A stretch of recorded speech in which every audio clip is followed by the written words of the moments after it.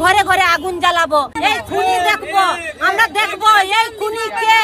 মরতে হয় মরবো, আর বাঁচতে হয় বাঁচবো। ব্যারিস্টারকে এভাবে হুমকি দিতেছে, একটা এমপির যখন নিরাপত্তা নাই, তা আমাদের সাধারণ মানুষের কিভাবে নিরাপত্তা হবে?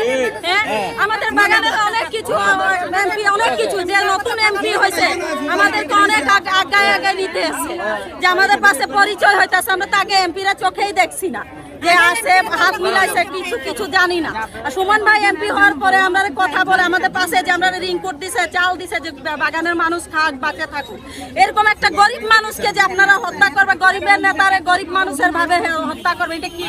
ব্যারিস্টারের এই যে হুমকির জন্য যারা এই হুমকি দিয়েছে তাদের যাতে বিচার চায়, তারা এই ব্যারিস্টার আমাদের চা শ্রমিকের জন্য চাল দিয়েছে, অনেক কিছু। এই 17 দিন 18 দিনের যে আমরা যে চা বাগানে কাজ হয় না, ব্যারিস্টার যে পাশে দাঁড়িয়েছে, না দেওয়া হয়তো আমরা ঘরে ঘরে আগুন জ্বালাবো এবং এই রাজপথে নামবো।